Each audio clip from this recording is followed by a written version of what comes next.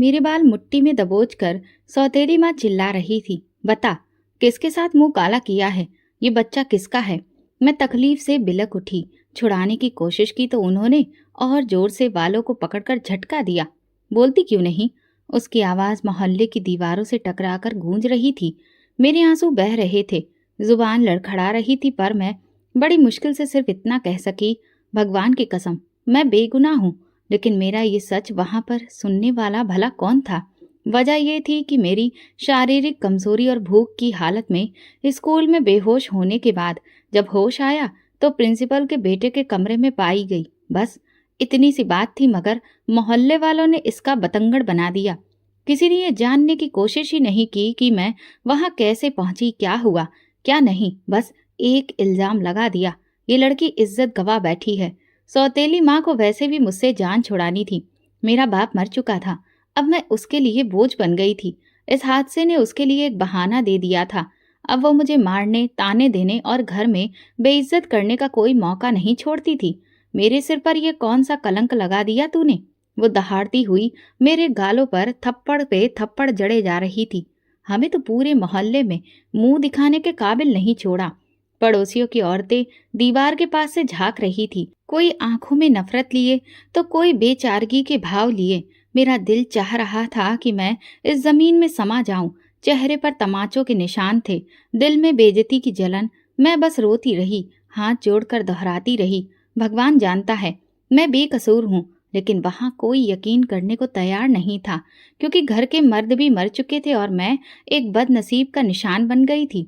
सौतेली माँ ने बालों से पकड़कर मुझे दरवाजे की ओर धकेला। निकल जा, अब यहाँ तेरे लिए कोई जगह नहीं। मैंने दरवाजे की कुंडी पकड़कर उनसे प्रार्थना की। कहाँ जाऊंगी अम्मा मैं? मगर उसके चेहरे पर रहम नाम की कोई चीज नहीं थी। उसने मेरे कपड़ों का छोटा सा थैला फेंका और धक्का देकर मुझे बाहर निकाल दिया।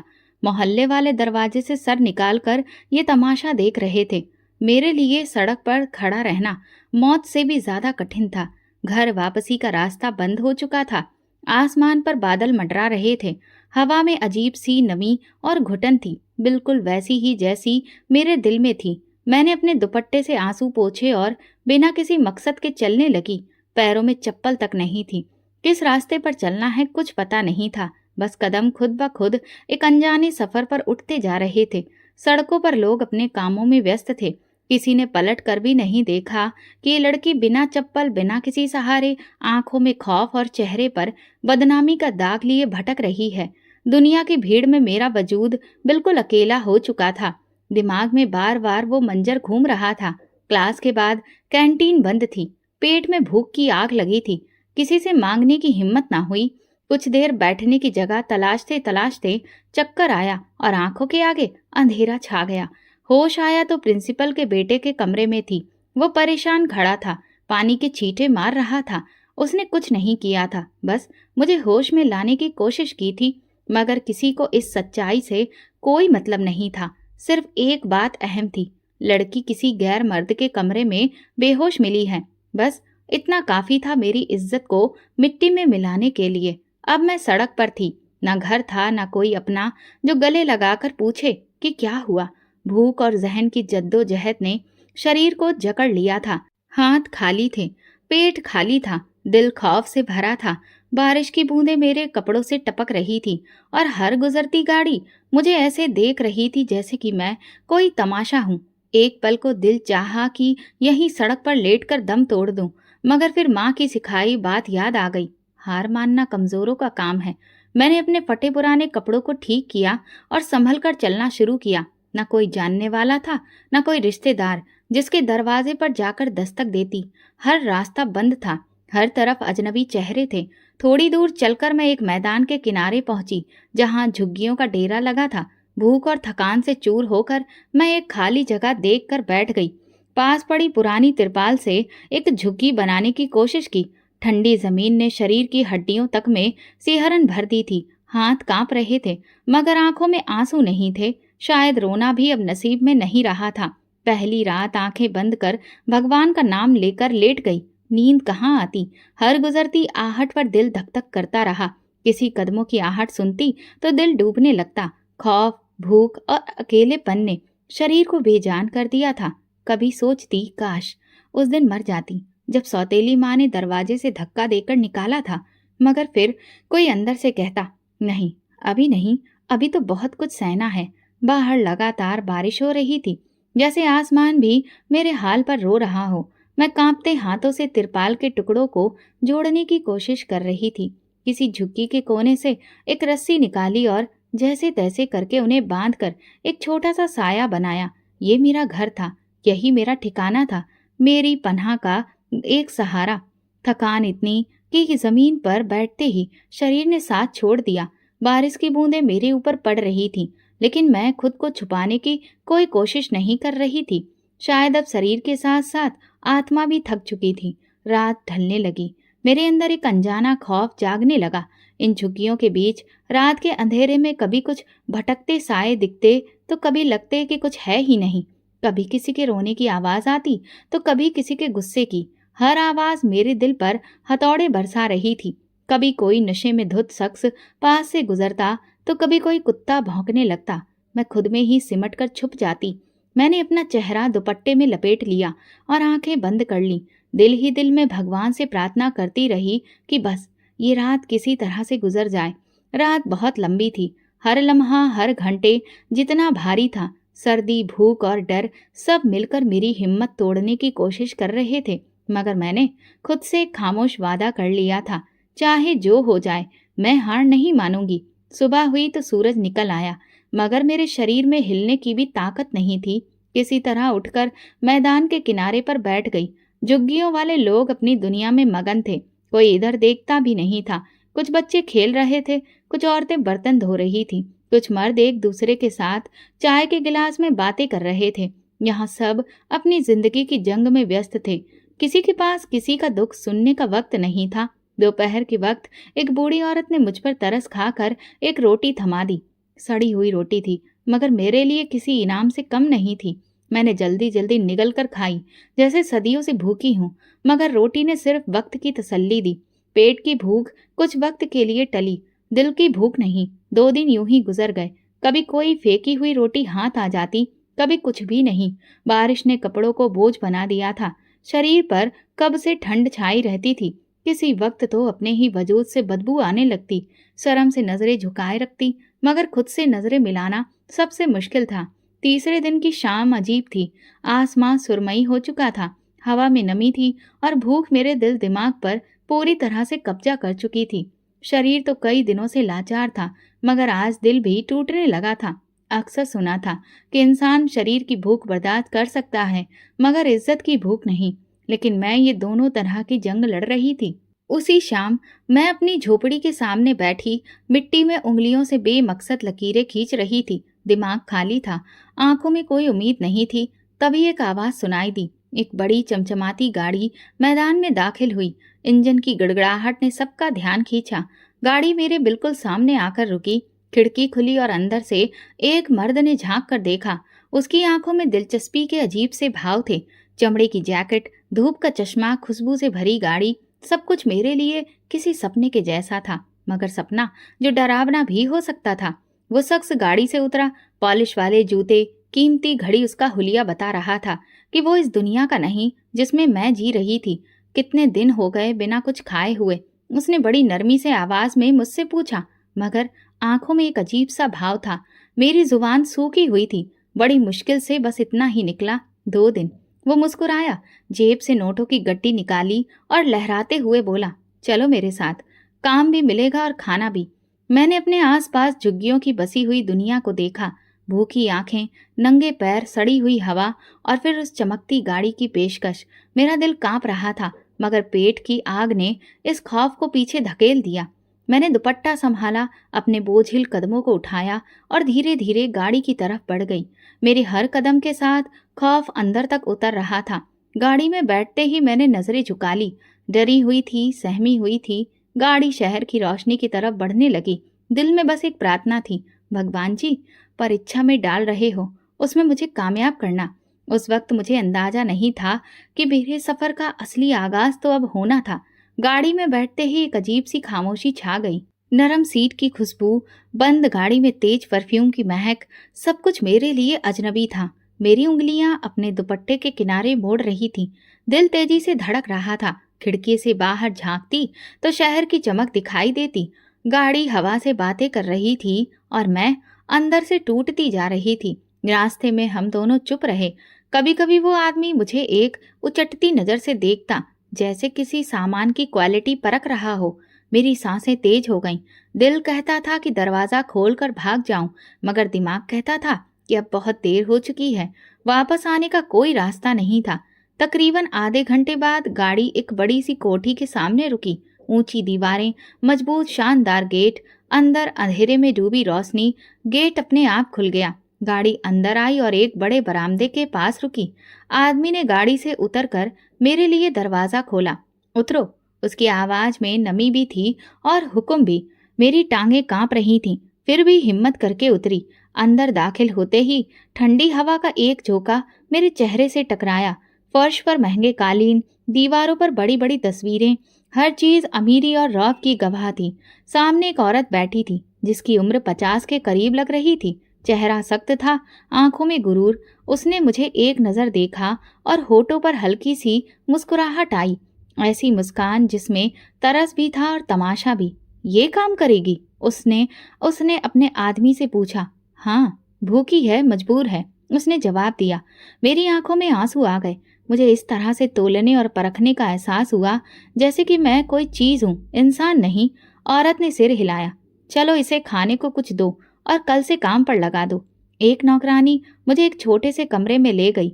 साफ सुथरा कमरा था, मगर खाली। एक कोने में बिस्तर पड़ा था और एक छोटा सा अलमारी नुमा हिस्सा।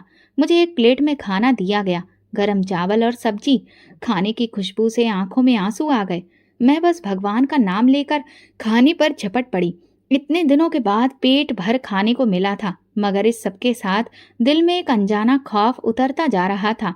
खाने के बाद मैं बिस्तर पर लेट गई। बिस्तर नरम था, लेकिन नींद कोसों दूर। आंखों के सामने झुग्गियों की जिंदगी घूम रही थी। बारिश में भीगती रातें, भूख से सिसकते दिन और अब ये महल जैसा घर। दिल कहता था कि कुछ ठीक नहीं है, लेकिन दिमाग खुद को बहलाता रहा कि शायद मेरी किस्मत मुझ पर मेहरबान हो गई है। सुबह की पहली किरण के साथ नौकरानी आई और बोली, उठो, काम पर जाना है। मैं जल्दी से मुंह धोकर तैयार हो गई। मुझे झाड़ू लगवाया, बर्तन धुलवाए गए, कपड़े प्रेस करवाए गए और मैं हर काम चुपचाप खामोशी से करती रही। शरीर थक रहा था, लेकिन दिल में एक उम्मीद की छोटी सी लौ जल रही थी। शायद किस्मत ने अब जिंदगी में कुछ बेहतर होने का दरवाजा खोला था। दोपहर को उस औरत ने मुझे अपने पास बुलाया। इधर आओ। मैं सहम कर उसके सामने जा खड़ी हुई। उसने मेरी आंखों में झांका और कहा, काम सही से करोगी तो यहाँ इज्जत से रहोगी, वरना फिर अंजाम अच्छा नहीं होगा। मैंने तुरंत हाँ में सिर हिला दिया। इज्जत, यही तो मेरी सबसे बड़ी दौलत थी, जिसके लिए मैं अब तक सब कुछ सहती आई थी। कई दिन गुजर गए। मैं दिन भर काम करती, शाम को बिस्तर पर गिरकर सो जाती। खाने को मिल जाता, सिर पर छत थी तो भगवान का धन्यवाद देती। कभी कभी दिल में एक धड़कन होती, सब कुछ इतना आसान क्यों हो रहा है, मगर मैं अपने सवालों को दबा देती। अब बस जीना था, जैसे भी हो। लेकिन सच्चाई कब तक छुपती है। पहला दिन जैसे किसी कैद खाने में गुजरा। सुबह सवेरे एक नौकरानी ने दरवाजा बजाया। उठ जाओ, काम पर जाना है। मैंने पसीने से भीगा चेहरा अपना चादर से हटाया। शरीर ऐंठ रहा था, कमर में दर्द था, पैर सुन्न हो चुके थे, लेकिन जुबान पर कोई शिकायत नहीं आई।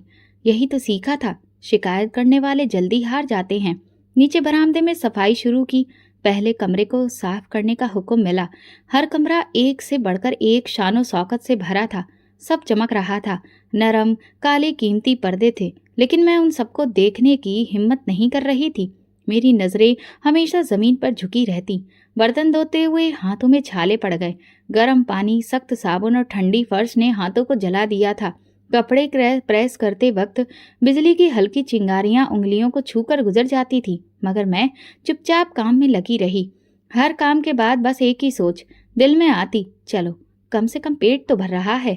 पेट भरने के लिए, इज्जत बचाने के लिए अपनी आत्मा को मारना भी शायद सीखना पड़ता है। दोपहर को एक प्लेट में सब्जी और 2 रोटियां मिली।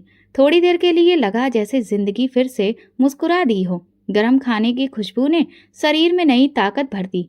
भूख ने सारी तमीज भुला दी। मैं टूट पड़ी खाने पर। खाने के बाद चाय का एक कप मिला, जो किसी वरदान से कम नहीं था। शाम होते होते शरीर थकान से चूर हो चुका था, हर हड्डी दर्द कर रही थी। लेकिन जब मैं वापस अपने कमरे में पहुंची तो दिल को सुकून मिला, क्योंकि ना जाने कितनी रातें मैंने फुटपाथ पर गुजारी थी, बारिश में भीगते हुए, सर्दी में ठिठुरते हुए। आज मुझे एक छत नसीब हुई थी। रात को बिस्तर पर लेटी तो बदन टूट रहा था, दिल में अजीब सा सुकून था। शायद किस्मत ने एक और मौका दिया था। मैं हर काम कर रही थी और बार बार भगवान से प्रार्थना कर रही थी कि अब और कोई मेरी परीक्षा ना ले। लेकिन कई बार वो बूढ़ी औरत मुझे अपने सामने बुला लेती। उसकी नज़र अब भी अजीब सी थी, जैसे मुझ में कुछ तलाश रही हो। कभी कभी वो बेवजह मुस्कुरा देती, जिससे मैं और घबरा जाती, लेकिन मैं खुद को समझा लेती। शायद ये सिर्फ मेरा भ्रम है, क्योंकि अब मैं अपनी सोच पर शक करने लगी थी। कुछ चीजें जानबूझकर नजरअंदाज करनी पड़ती हैं ताकि दिल को धोखा दिया जा सके। एक दिन सफाई करते हुए मेरे हाथों से एक महंगी शीशी गिरकर टूट गई। दिल दहल गया। सोचा अब डांट पड़ेगी, शायद मार भी पड़े। लेकिन औरत ने सिर्फ एक नजर डाली और हंसकर बोली, पहली गलती माफ होती है, लेकिन अगली बार सतर्क रहना। उसकी मुस्कुराहट में छुपी धमकी ने मेरे वजूद को हिला दिया। मुझे समझ आ गया था ये जगह सुरक्षित नहीं है, बस वक्त का सहारा है। हर पल यहाँ सिर झुकाकर रहना है। रात को जब बिस्तर पर लेटती तो खुद से सवाल करती, क्या ये जिंदगी है? सुबह से रात तक दूसरों का हुक्म बजाना, बिना आवाज निकाले जीना। लेकिन फिर ख्याल आता, जिंदगी है तो सवाल है, और जिंदगी बचानी है तो इन सवालों को दबाना पड़ेगा। इज्जत बचाने के लिए उम्मीद के कोने पर खड़े होकर जीना पड़ेगा। फिर हफ्ता गुजर गया। मेरी उंगलियों पर गहरे निशान पड़ चुके थे, कमर झुकने लगी थी, लेकिन दिल का गुरूर अभी भी जिंदा था। अभी तक किसी ने मुझ पर हाथ नहीं उठाया था, कोई भी नीच हरकत करने की कोशिश नहीं की थी। यही मेरे लिए राहत थी। कभी कभी रात के सन्नाटे में सपने आते, माँ का चेहरा, सौतेली माँ की गालियाँ, वो धक्के, वो झुग्गियों की ठंडी रातें। फिर मैं उठकर रोती और भगवान से कहती, मैं बेगुनाह हूँ, मैंने कोई गुनाह नहीं किया, बस जिंदा रहने की कोशिश की है।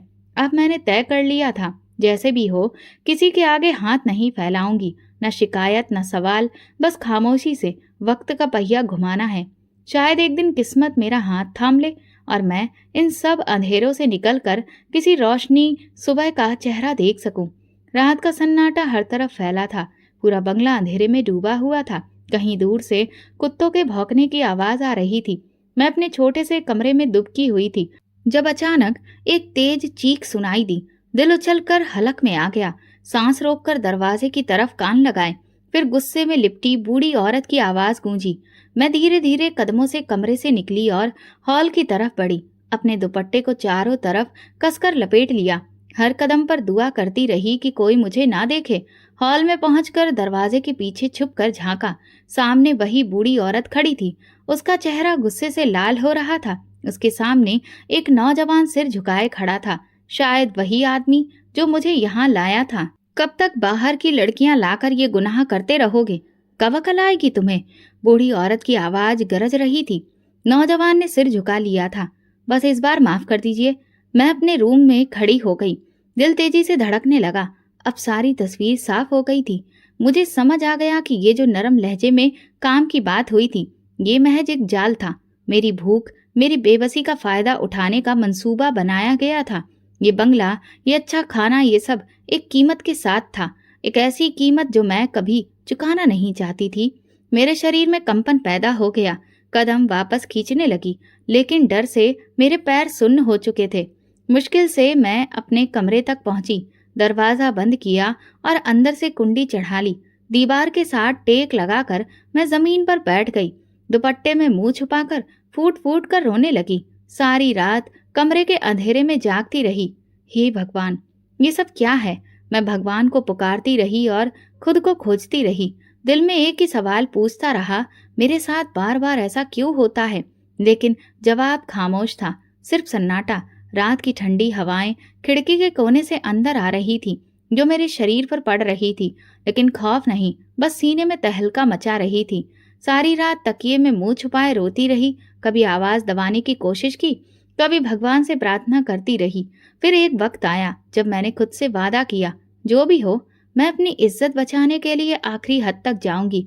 ये दुनिया, ये लोग, ये झूठी सहानुभूति कुछ भी मेरे इरादे को तोड़ नहीं सकते।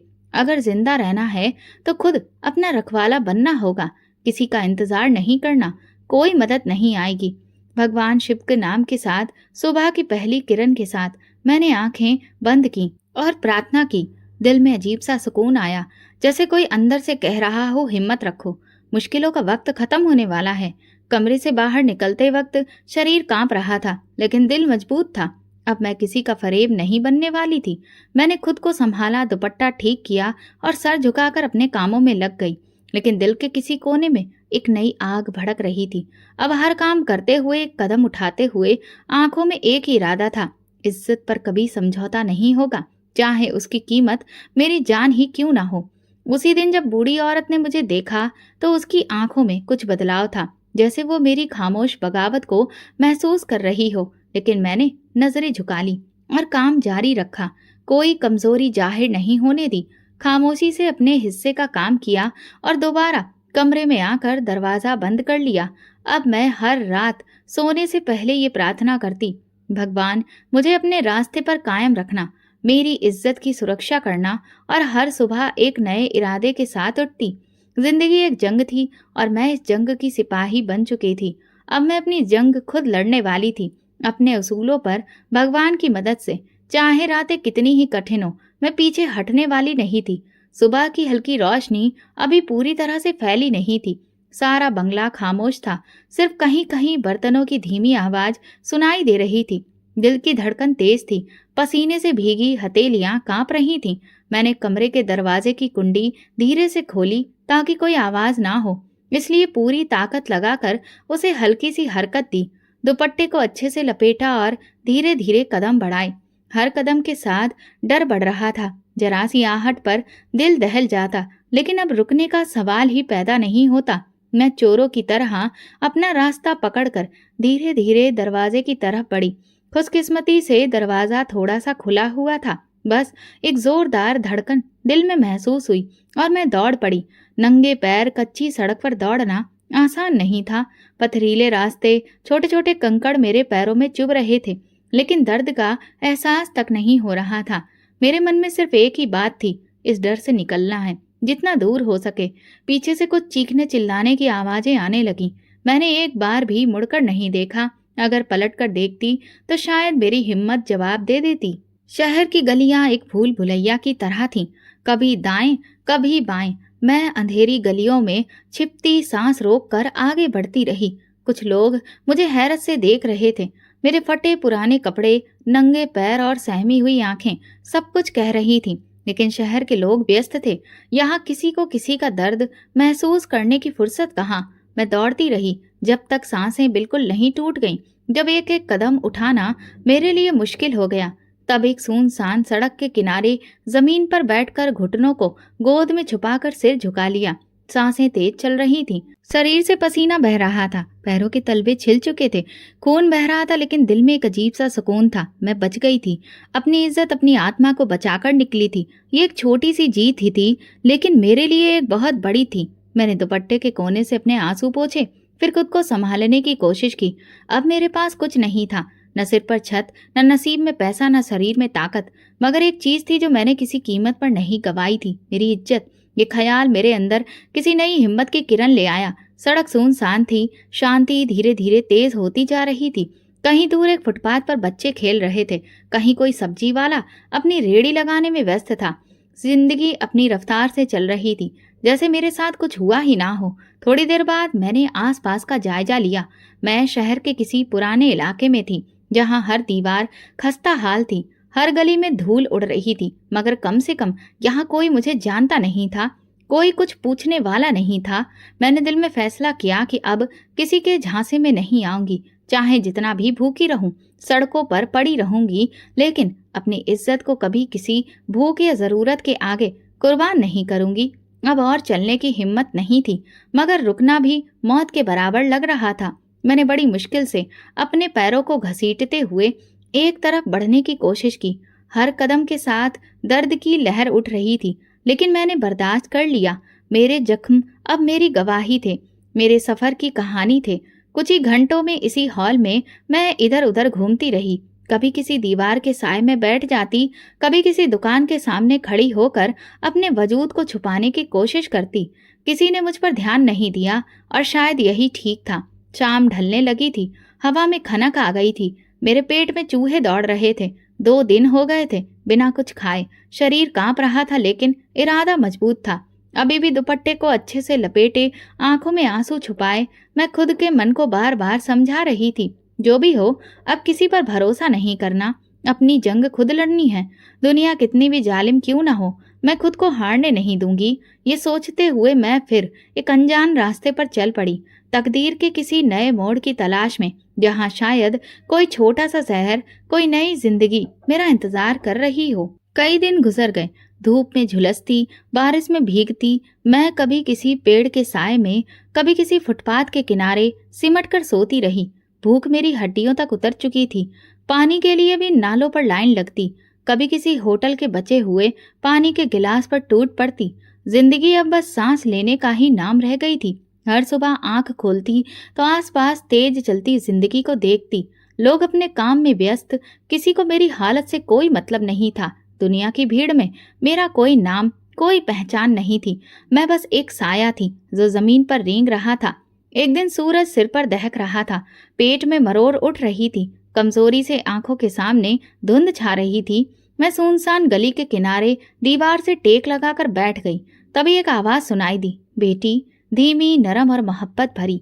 मैंने सर उठाकर देखा, एक उम्रदराज औरत मेरे सामने खड़ी थी। चेहरे पर माँ जैसा प्यार था, आंखों में दर्द की नमी थी। कहाँ की हो तुम? कहाँ जाना है? उन्होंने धीरे से पूछा। मेरी आंखों में आंसू तैरने लगे, होंठ कांप रहे थे, लेकिन मैंने मुश्किल से हिम्मत करके अपनी कहानी सुनानी शुरू की। हर दुख, हर जख्म, हर बेबसी को शब्दों में पिरोकर सुनाया। वो सुनती रही बिना किसी सवाल या हैरानी के, जैसे मेरी हर टूटन और हर ख्वाब को समझ रही हूँ। जब मैं खामोश हुई तो उन्होंने नरमी से मेरा हाथ थामा और कहा, चलो मेरे साथ। उनका लहजा किसी सहारे की तरह था। मेरे कदम अपने आप उठने लगे। वो मुझे अपने साथ एक छोटे से मोहल्ले में ले गई। गलियां तंग थीं, मकान छोटे छोटे, लेकिन उनमें जिंदगी बसती थी। उनका घर भी छोटा सा था, छोटा सा आंगन, 2 कमरों का मकान और एक छोटा सा किचन। उन्होंने मुझे एक कमरे में ले जाकर कहा, ये कमरा तुम्हारा है, इज्जत से रहोगी बेटी की तरह। मेरी आंखों से आंसू बहने लगे। कितने दिनों, कितने महीनों बाद किसी ने मुझे इंसान समझा था। मुझे लगा जैसे भगवान ने मेरी सिसकती प्रार्थनाओं को आखिरकार सुन लिया हो। 2 वक्त का खाना मिला, कपड़े मिले, एक साफ बिस्तर मिला, लेकिन सबसे बढ़कर मुझे इज्जत मिली। ऐसी इज्जत जिसके लिए न जाने मैं कितनी रोते रोते रातें गुजार चुकी थी। वो औरत खुद भी एक मजदूर थी, धोबी का काम करती थी, लोगों के कपड़े धोती, प्रेस करती, दिन भर मेहनत करती, शाम को अपने 2 बच्चों के साथ घर आकर सादा सा खाना पकाती। उन्होंने मुझे भी अपने बच्चों जैसा ही समझा। मेरी तरफ कभी नफरत की नजर से नहीं देखा, कभी ताना नहीं दिया, बस इतना कहा, जो हुआ वो नसीब में था, आगे का रास्ता तुम्हारे हाथ में है। मैंने पहली बार सुकून से सांस ली। पहली बार रात को सोते वक्त डर ने मेरा गला नहीं दबाया। पहली बार सपने में मौत नहीं, जिंदगी दिखाई दी। अब मैं हर दिन भगवान का शुक्र अदा करती हूँ। सारी मुसीबतें, सारे जख्म जैसे धुंधले हो गए हैं। नई उम्मीद का एक चिराग दिल में जलने लगा है। सोचती हूँ कि अब दोबारा अपनी जिंदगी को बिखरने नहीं दूंगी। अब जो सपना देखूंगी वो ख्वाब की दीवारों में कैद नहीं होंगे, बल्कि अपने कदमों पर खड़े होकर इज्जत और मेहनत से आगे बढ़ने वाले होंगे। जिंदगी ने मुझे कई बार तोड़ा था, लेकिन इस औरत का प्यार भरा लहजा मुझे बताता था कि हर टूटी चीज दोबारा जोड़ी जा सकती है, हर जख्म भरा जा सकता है, बस हार नहीं माननी चाहिए। और मैंने फैसला कर लिया, अब मैं कभी हार नहीं मानूंगी। जिंदगी ने अब एक नया मोड़ ले लिया था। मेरे दिल में हर सुबह एक नया मकसद होता। उस औरत के शब्द मेरे अंदर कहीं गूंजते रहते, बेटी, किसी पर बोझ मत बनो, खुद कमाओ, खुद का खाओ। ये बात मेरे लिए एक बहुत बड़ी सीख से बढ़कर एक मिशन बन गई थी। मैंने फैसला कर लिया था कि अब अपने लिए जीने का वक्त आ गया है।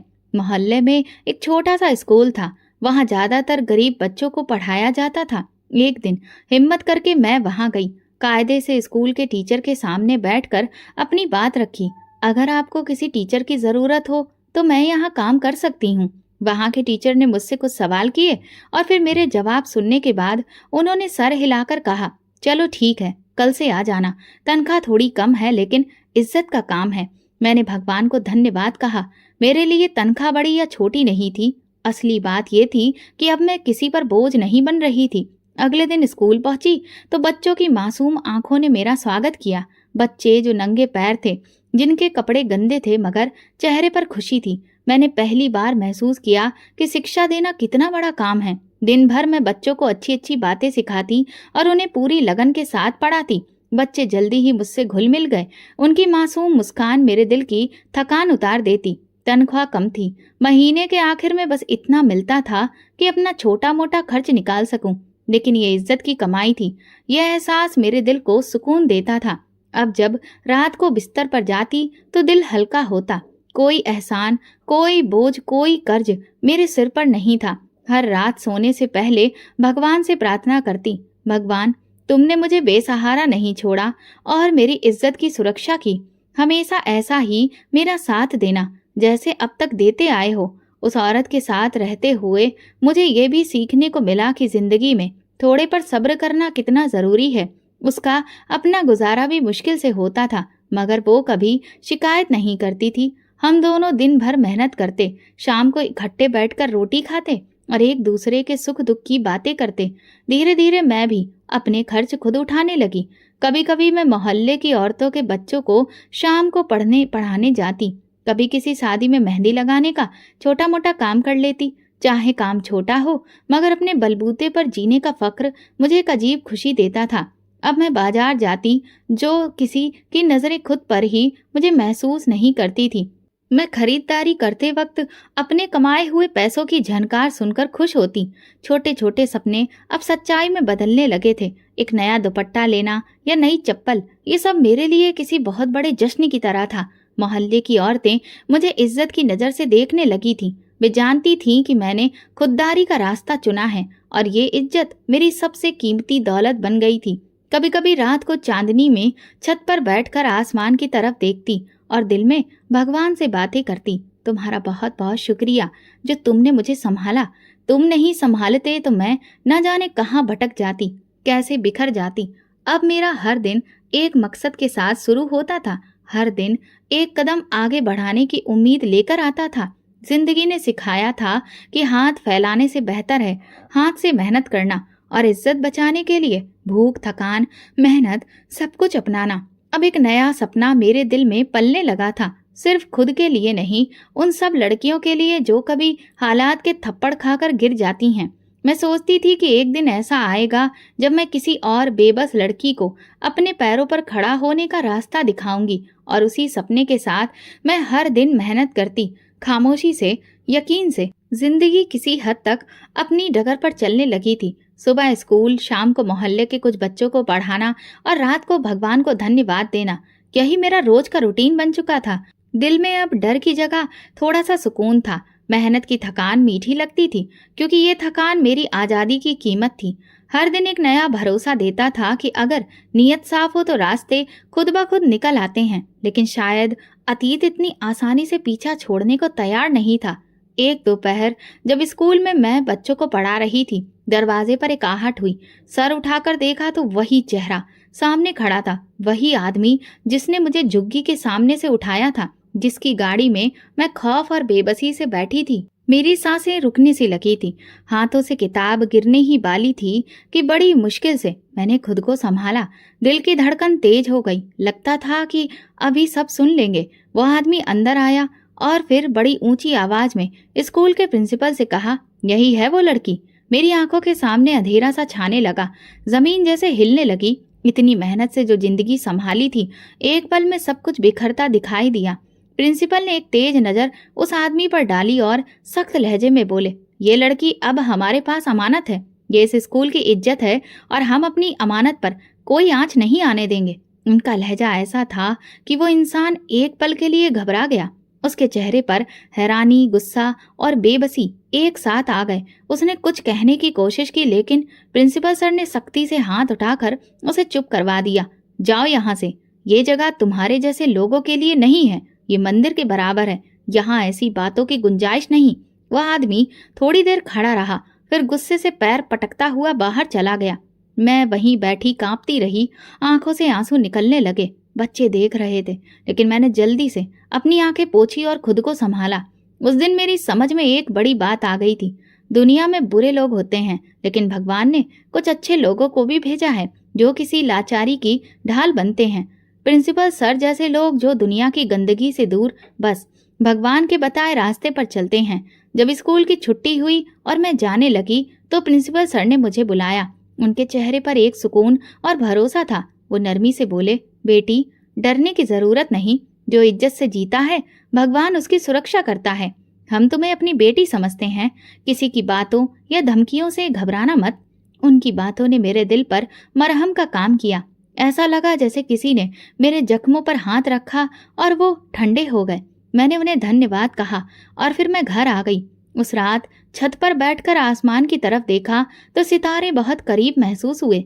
दिल से अचानक निकला, भगवान, तुमने मुझे एक बार फिर बचा लिया। जब मैं अकेली थी, तुमने मुझे सहारा दिया। जब दुश्मन पास आया तो तुमने अपने भेजे बंदे से मेरी सुरक्षा करवाई। मैं समझ गई थी, भगवान, तुम अपने भक्तों को कभी अकेला नहीं छोड़ते। मुश्किल वक्त आता है, परीक्षाएं होती हैं, लेकिन सच्चाई और सब्र करने वालों के लिए तुम खुद ही रास्ता बना देते हो, चाहे वो आखिरी लम्हे पर ही क्यों ना हो। अब मैं और ज्यादा निडर हो गई थी। अब दिल में डर नहीं था कि कोई भी आकर मेरी जिंदगी बर्बाद कर देगा, क्योंकि मैं समझ चुकी थी कि मेरी सुरक्षा मेरा भगवान कर रहा है। और फिर शिद्दत मेरे अंदर और आ गई थी। स्कूल में बच्चों को और से दिल से लगाकर मैं पढ़ाती थी। मोहल्ले में मेरी इज्जत बढ़ने लगी। लोग मुझे इज्जत की नज़र से देखने लगे और ये सब मेरी खुददारी और भगवान की मेहरबानी का नतीजा था। अब मैं जान चुकी थी कि अतीत कितना भी काला क्यों ना हो, लेकिन दिल की सच्चाई और सब्र उसे रोशनी से भर सकते हैं। मेरी जिंदगी अब एक नई इमारत पर खड़ी की जा सकती थी। मैं धीरे धीरे समझने लगी थी, लेकिन दिल के किसी कोने में कुछ बाकी था। मेहनत करके पेट पालना जरूरी था, लेकिन अब दिल चाहता था कि कुछ और हासिल किया जाए। मैं सिर्फ जिंदा रहने से ज्यादा खुद को आगे बढ़ाना चाहती थी। मेरे दिल में एक एहसास जाग चुका था, अगर मैंने अपनी पढ़ाई पूरी नहीं की तो मैं सिर्फ एक डायरी के पन्नों में सिमट कर रह जाऊंगी। दुनिया बदलने और अपने नसीब को संभालने के लिए अब पढ़ाई ही मेरा असली हथियार बन सकती थी। मैंने सोचा कि स्कूल की मामूली नौकरी से गुजारा नहीं होगा। खुद को बेहतर बनाना था, उस मुकाम तक पहुंचाना था जिसकी मैं हकदार हूँ। चुपके से एक प्राइवेट स्कूल का पता किया, जहां शाम और रात के वक्त क्लासेस होती थीं। अपने थोड़े से पैसों को बचाकर मैंने वहां एडमिशन लिया। दिल में खुशी थी, जैसे कई सालों के बाद अपने लिए कोई फैसला लिया हो। दिन भर स्कूल में बच्चों को पढ़ाती, शाम को भाग दौड़ करके उस जगह पहुंचती। क्लासरूम में बैठकर जब अपनी टीचर की बातें सुनती, किताबों के पन्ने पलटती, तो एक नई दुनिया खुलती। जिंदगी आसान नहीं थी। काम और पढ़ाई के बीच शरीर थक जाता था। आधी रात तक घर लौटती तो जान ही नहीं होती। कभी कभी चक्कर आते, आंखों के आगे अंधेरा छा जाता, लेकिन दिल हार मानना नहीं जानता था। जैसे तैसे 4-5 घंटे की नींद मिलती, वो भी अक्सर किताबें खोलकर। पर यह थकान मीठी थी, क्योंकि इसमें इज्जत और उम्मीद छुपी थी। एक नई जिंदगी का वादा। हर दिन जब किताबें पढ़ती, नए शब्द सीखती, तो लगता ये किसी और की नहीं, मेरी ही कहानी है। अब मैं एक सफर पर थी जो एक नई मंजिल की ओर बढ़ रहा था। मेरी पढ़ाई ने मुझे नया हौसला दिया था। अब मैं सिर्फ खुद को नहीं, औरों को भी बदलना चाहती थी। उन लड़कियों के लिए मिसाल बनना चाहती थी जो हालात के हाथों हार चुकी थीं। मैं उन्हें दिखाना चाहती थी कि मेहनत और हिम्मत से सब कुछ पाया जा सकता है। अक्सर जब मैं रात को थकान से चूर बिस्तर पर लेटती, आंखें बंद करती, तो खुद को किसी बड़े स्कूल की क्लास में टीचर के रूप में देखती। मैं बच्चों को ना सिर्फ किताबें पढ़ा रही होती, बल्कि उन्हें जीने का सलीका, इज्जत की अहमियत और खुददारी का सबक भी सिखा रही होती। अब ये सपना मेरा ओढ़ना बिछौना बन चुका था। दिन रात की मेहनत, शरीर की थकान, भूख, गरीबी, सब कुछ इस सपने के सामने छोटा लगने लगा था। अब मैं अपनी कहानी को मातम नहीं, ताकत मानने लगी थी। इसीलिए अब मैं अक्सर मुस्कुरा देती, क्योंकि मैं समझ चुकी थी कि अंधेरा कितना भी गहरा क्यों ना हो, एक छोटा सा दिया उसे रोशन कर सकता है। और मैं खुद को वो दिया समझने लगी थी। गलियों से गुजरते हुए जब लड़कियां मुझे देखती तो उनकी नजरें बदलने लगी थी। अब वो मुझ पर तरस नहीं खाती थी, भरोसा करती थी, क्योंकि अब मैं वो मजबूर लड़की नहीं थी, बल्कि लड़ने और जीतने वाली एक लड़की थी। हर दिन हर लम्हा मैं अपने आप से वादा करती, एक दिन अपने पैरों पर खड़ी होकर दिखाऊंगी, न सिर्फ अपने लिए बल्कि उन सबके लिए जो आज भी हालात के अंधेरे में रास्ता ढूंढ रहे हैं। यही मकसद, यही सपना अब मेरी रगों में दौड़ने लगा था। अब मैं सिर्फ जिंदा नहीं थी, बल्कि जिंदगी की तलाश बन चुकी थी। 2 साल के बाद मैंने अपनी पढ़ाई पूरी की, डिग्री हाथ में थी, आंखों में खुशी के आंसू। मैं एक प्राइमरी स्कूल में टीचर बन गई। छोटे छोटे मासूम से बच्चों के चेहरे और उनकी मुस्कान देखकर दिल भर आया। मेरे नसीब ने मुझ पर मेहरबानी की थी। अब मैं किसी पर बोझ नहीं थी और ना ही अब मैं किसी की मेहरबानी पर जी रही थी। मैं अपनी मेहनत से अपने मुकाम पर खड़ी थी। वो कागज का टुकड़ा मेरे लिए सिर्फ डिग्री नहीं था, वो मेरी कुर्बानियों, प्रार्थनाओं और संघर्षों का जिंदा सबूत था। मैंने अपने आप से ये वादा पूरा कर लिया था। जिस बच्ची को कभी बेबसी में सड़कों पर रोते हुए ठोकर लगी थी, आज वो अपनी मेहनत से अपने पैरों पर खड़ी हो चुकी थी। डिग्री मिलने के बाद मैं सबसे पहले भगवान के दर्शन करने गई। उनके आगे सिर झुका लिया, क्योंकि मैं जानती थी अगर उन्होंने मेरा साथ ना दिया होता तो मैं इस मुकाम तक नहीं पहुंच पाती। ये कामयाबी सिर्फ मेरी नहीं थी, ये उन तमाम दर्दों, तन्हाइयों और रातों की जीत थी जिन्हें मैंने अकेले काटा था। कुछ दिनों के बाद एक छोटे से प्राइमरी स्कूल में मुझे जो नौकरी मिली थी, और फिर मैं अपनी जिंदगी की शुरुआत करने जब इस स्कूल के गेट से अंदर गई तो दिल में एक अजीब सी खुशी और भरोसे का एहसास था। स्कूल बहुत बड़ा नहीं था, लेकिन इमारत बहुत खूबसूरत थी। मेरे लिए वो एक सपने के पूरे होने जैसा था। छोटे छोटे बच्चे किताबों को सीने से लगाए खड़े थे, उनके चेहरों पर मासूम मुस्कान थी। जब मैं क्लासरूम में पहुंची और मासूम आंखों में उम्मीद की झलक देखी तो दिल भर आया। वो मुस्कुराहटें मेरे जख्मों पर मरहम रख गई थीं। वो दिन जब सौतेली माँ के ताने, बेरहम सड़कों की धूल और झुग्गियों की बेबसी ने मेरे वजूद को कुचलने की कोशिश की थी, आज मेरे लिए तमगे बन गए थे। वो दर्द, वो तन्हाइयाँ मेरी सबसे बड़ी ताकत बन गई थी। अगर मैंने हार मान ली होती, अगर मैंने अपनी खुददारी को बेच दिया होता, तो शायद आज मैं उन गलियों की मिट्टी में खो चुकी होती, किसी बेनाम कहानी का अधूरा किरदार बनकर। मगर मैंने सब्र का दामन पकड़ा, सच्चाई को सीने से लगाया और हर जख्म, हर आंसू, हर ठोकर को अपनी ईमानदारी का हिस्सा बना लिया। दोस्तों, अगर आपको हमारी कहानी पसंद आई हो तो कमेंट करके ज़रूर बताइए। वीडियो को लाइक करें और ज़्यादा से ज़्यादा शेयर करें। अगर आप चैनल पर नए हैं तो सब्सक्राइब जरूर करें और नोटिफिकेशन बेल दबाएं, ताकि अगली अपडेट सबसे पहले आपको मिले। धन्यवाद।